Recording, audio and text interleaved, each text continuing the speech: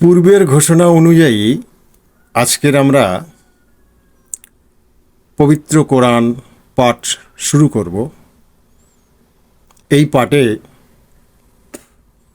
যেসব মুসলিম বা অমুসলিমরা এই ভিডিওটি দেখবেন তাদের জন্য সর্বশক্তিমান স্রষ্টার কাছে আবেদন, তাদেরকে শান্তি দিন, সমস্ত বিপদ আপদের হাত থেকে রক্ষা করুন, এই আবেদন রেখে আজকে শুরু করছি। তো আমরা কোরআন পাঠে প্রথমে যেটা দেখতে পাই, সূরা ফাতিহা। সূরা ফাতিহা, সূরা শব্দের অর্থ বলেছিলাম আগের দিন, অধ্যায়। আর ফাতিহা শব্দের অর্থ হলো উপক্রমণিকা বা ভূমিকা বা মুখবন্ধ, আপনারা যখন বই পড়েন দেখেন, বা সূচনা ইত্যাদি। তাহলে ফাতিহা শব্দের অর্থ আমরা বুঝলাম। এইবারে আমরা শুরু করব কিভাবে। বিসমিল্লাহির রহমানির রহিম, মহান সৃষ্টিকর্তার নামে শুরু করছি, বা মহান আল্লাহর নামে শুরু করছি। ঠিক একইভাবে যখন বেদ পড়া হয় তখন ওম শব্দ দিয়ে শুরু করা হয়, যেটা স্রষ্টার প্রশংসা বোঝায়। একইভাবে তো প্রথম আমরা দেখব, প্রথম যে স্রষ্টার বাণী আসছে সেটা হলো আলহামদুলিল্লাহি রাব্বিল আলামিন। আলহামদুলিল্লাহি রাব্বিল আলামিন অর্থ কি? সকল প্রশংসা জগতের প্রতিপালক আল্লাহরই। সকল প্রশংসা জগতের প্রতিপালক আল্লাহর। এখন বিষয়টা হচ্ছে, সত্যিই কি জগতের কোনো প্রতিপালক আছে? আল্লাহ বলে কি কেউ আছে? এটা একজন মানুষ ভাবতে হবে, তবেই সে স্রষ্টাকে খুঁজে পাবে। তো আমরা পৃথিবীর সবথেকে পুরাতন ধর্মগ্রন্থ এখনো পর্যন্ত যেটা টিকে আছে সেটা হলো ঋগ্বেদ। তো ঋগ্বেদকে আমরা ফলো করব যে সেখানে কি আছে। পাশাপাশি সর্বশেষ যে কোরআন স্রষ্টার কাছ থেকে এসেছে সেটাকেও আমরা ফলো করব যে সেখানে কি বলা হচ্ছে। তাহলে মানুষ, পৃথিবীর সকল মানুষ যে আদম থেকে এসেছে এবং প্রত্যেক মানুষের জন্য রিলিজিয়ান যে একটা, একাধিক নয়, সেটা আমাদের কাছে বিষয়টা পরিষ্কার হবে। অর্থাৎ আবহমান কাল থেকে মানুষের জন্য রিলিজিয়ান একটা। এত জাতি, এত ডিভিশন, এত ক্লাসিফিকেশন, এগুলো সব মানুষের তৈরি, মানুষের স্বার্থে এগুলো করেছে। মানুষ মানুষকে বিবাহ করবে, মানুষ মানুষের সঙ্গে চলাফেরা করবে, মানুষ মানুষের সঙ্গে কথা বলবে, মানুষ মানুষের উন্নতি চাইবে, এটাই তো স্বাভাবিক। কিন্তু মানুষের মধ্যে এত ক্লাসিফিকেশন কেন? এর জন্য দায়ী পলিটিশিয়ানরা, ধর্ম ব্যবসায়ীরা। যাই হোক, আমরা যদি বেদমন্ত্রর দিকে চলে যাই, যে কোরআন যেমন বলছে আলহামদুলিল্লাহি রাব্বিল আলামিন, ঠিক একইভাবে ঋগ্বেদের পঞ্চম মণ্ডলের 81 নং চরণ বা স্তুতি প্রথম শ্লোক, এটা দেখবেন সেখানে লেখা আছে মহি দেবস্য সবিতু পরিস্তুতি। অর্থ ওই একই। তাহলে দেখা যাচ্ছে যে পৃথিবীর প্রাচীন যে ধর্মগ্রন্থ এখনো টিকে আছে সেও সেই একই কথা বলছে। কি বলছে যে সকল প্রশংসা সর্বশক্তিমান স্রষ্টার।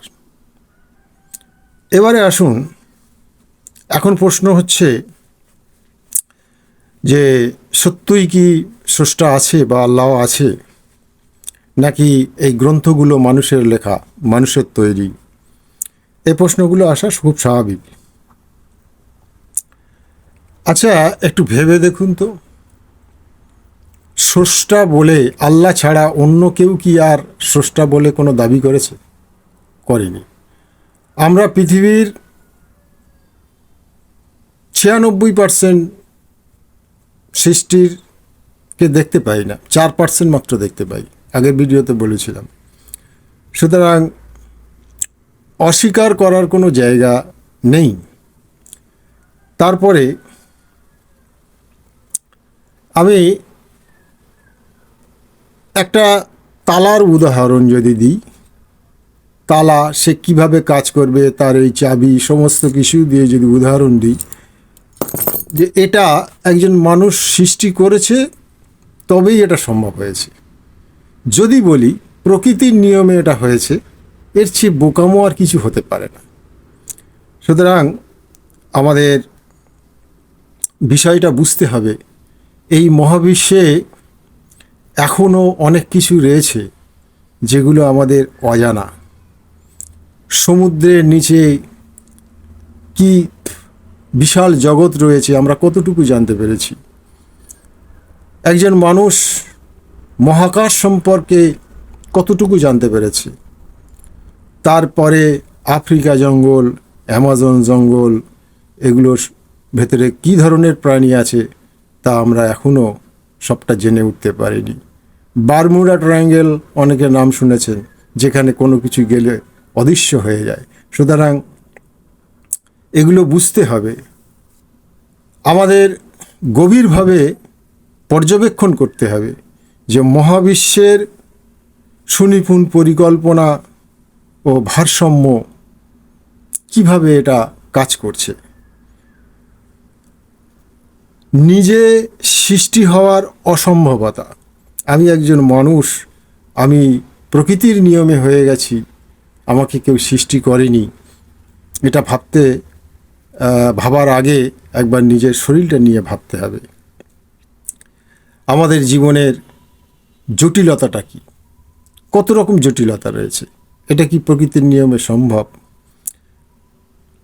এছাড়া কোরআনকে আপনি বিশ্বাস করবেন, কোরআনের বক্তব্যটা যে স্রষ্টার বক্তব্য, এটা আপনার বিশ্বাস করতে হবে যে বৈজ্ঞানিক আয়াত আছে, মানে বৈজ্ঞানিক বক্তব্য আছে, যা বর্তমানে বিজ্ঞানীরা রিসার্চ করে পাচ্ছেন, এবং আগামী দিনে এখনও যা বিজ্ঞান পায়নি সে বক্তব্য কোরআনে আছে। আমরা যখন পড়তে পড়তে যাব এটা, তখন আমরা এই জিনিসগুলো বুঝতে পারবো। এবারে আসি, যারা মনে করেন যে স্রষ্টায় আমি বিশ্বাস করি না, কারণ বিজ্ঞান এটা বিশ্বাস করে না, ধারণাটা ভুল। বিজ্ঞানের অধিকাংশই বিজ্ঞানী স্রষ্টায় বিশ্বাস রাখেন।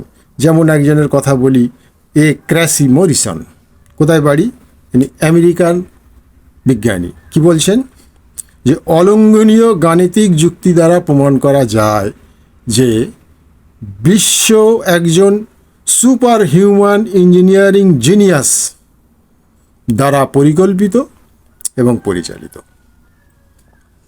তাহলে আমরা না জেনে কেন মন্তব্য করি? আবার আপনি চলে আসুন স্যার আর্থার এডিংটন, তিনি একজন বড় বিজ্ঞানী। তিনি বলছেন, কয়েক বছর পূর্বে পদার্থবিদগণ যা ভাবত তাকে পরিত্যাগ করে বর্তমানে তারা মহাবিশ্ব সম্পর্কে যা ধারণা করে তাকে আমি এভাবে বলতে পারি যে এটা এখন আরও গূঢ়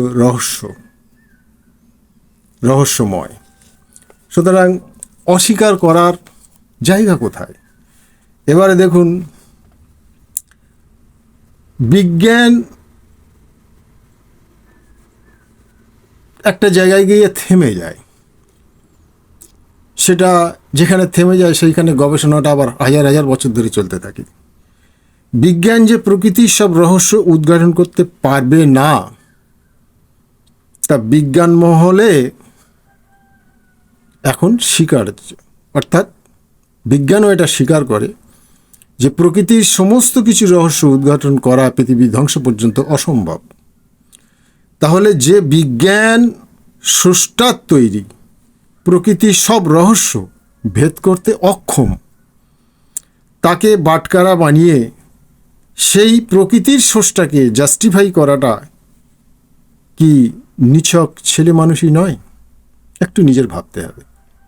যে বিজ্ঞান বলছে যে আল্লাহর সৃষ্টি সবটাকে বোঝা মহাপ্রলয়ের আগ পর্যন্ত সম্ভব নয়, সেই সৃষ্টিকে বাটখারা বানিয়ে ঈশ্বরের অস্তিত্ব খোঁজা, এটা চরম অজ্ঞতা। সুতরাং আসুন, আজকের যে প্রথম কথা সৃষ্টিকর্তা বলেছে, আলহামদুলিল্লাহি রাব্বিল আলামিন, সমস্ত প্রশংসা বিশ্ব প্রতিপালক তথা আল্লাহর, এই কথাকে আজকের আমরা সবাই মেনে নিই। এটাও বেদের বাণী, সুতরাং এটা মানতে অসুবিধা নেই। এটা কোরআনের বাণী, সুতরাং মানতে কোনো অসুবিধা নেই। আজ এ পর্যন্ত, সবার জন্য শান্তি কামনা করে শেষ করলাম। ধন্যবাদ।